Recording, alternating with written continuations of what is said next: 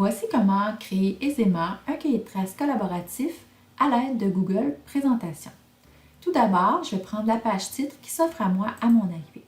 Donc, je vais indiquer le titre de mon cahier et je pourrais également ajouter un sous-titre au besoin.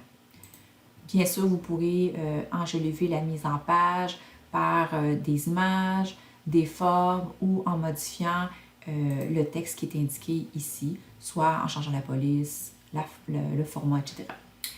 Ensuite, je vais m'ajouter une deuxième diapositive. Donc, je vais cliquer juste en dessous de ma diapositive 1. Je vais faire « Entrée ».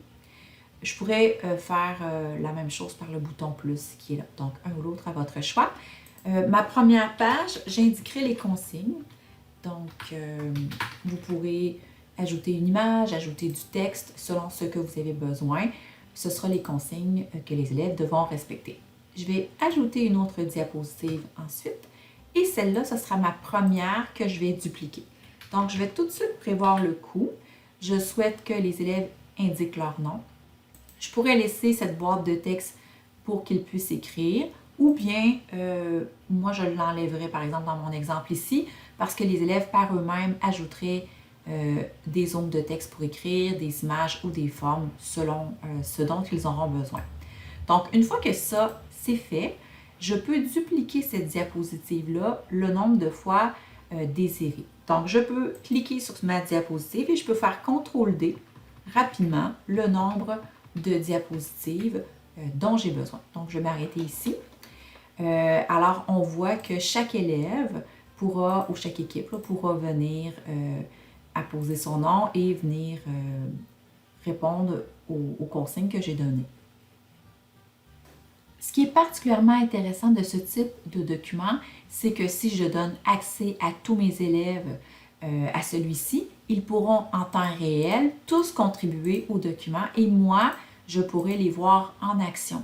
Donc, je peux circuler d'une diapositive à l'autre avec le format qui est là par défaut, mais je peux également cliquer sur l'affichage sous forme de grille et celui-ci est particulièrement utile pour voir travailler tous vos élèves en même temps.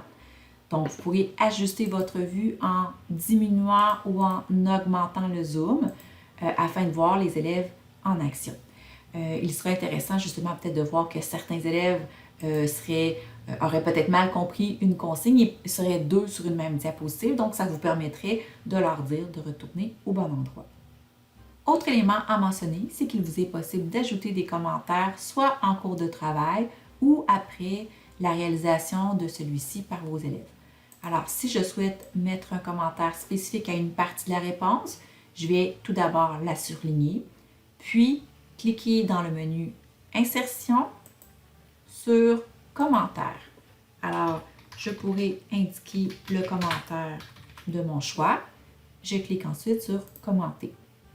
L'élève pourra me répondre par la suite et lorsque l'élément qui est mentionné a été fait, je peux cliquer sur le crochet pour faire disparaître le commentaire.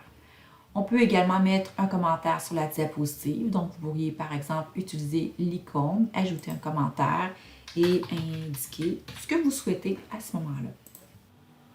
À souligner également, les commentaires peuvent provenir des élèves. Ceux-ci peuvent avoir une analyse critique des traces des autres élèves et apposer des commentaires à cet effet.